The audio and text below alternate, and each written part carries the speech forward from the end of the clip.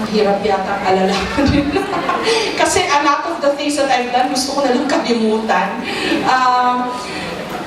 But I think I will honestly say that my core has not changed. Kung ano yung tinuro sa akin mula pagkabata ko hanggang ngayon, pareho pa rin ako. They say, may mga kaibigan ako sinasabi, uy, naku, Jessica, sikat ka na, pa-picture naman o pa-utang naman. Diba? Pero, pag tinatanong ako, paano ka nakarating dyan, hindi ko sila masagot ng diretso. Kasi I don't really know myself, how I did it, na kung may sinunod ba akong formula, wala. Like I said, it's just really basically hard work. Kung ano yung inassign sa akin, gagawin ko to the very best of my ability. Hindi ko aaksayahin yung oras ko, yung binigay sa aking talent. Kung meron man, gagawin ko ang lahat. Diba? I've done a lot of stories, and pare-pareho lang yan dito sa Pilipinas o sa abroad man.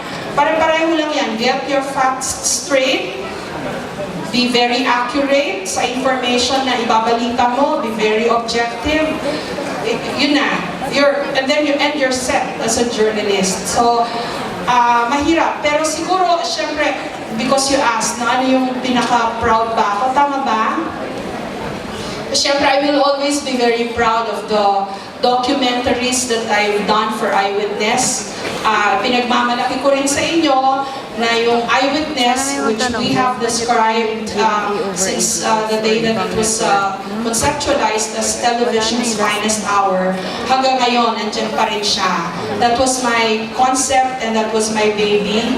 And I will always be proud of it. At yung dalawang documentary na ginawa ko, yung isa, ipapalabas yata sa inyo, yung Kamao, and the other one is Kidneys for Sale, because they helped win for the network yung very first George Foster Peabody Award namin. Kasama ko doon si Jay Taruk for his documentary naman on child labor.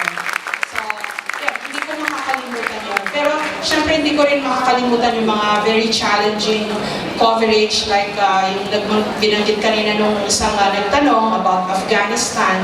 And also the disasters na pinupuntahan natin dito sa ating bansa. Yun nga lang, medyo nadadalas yata sila. So, yun.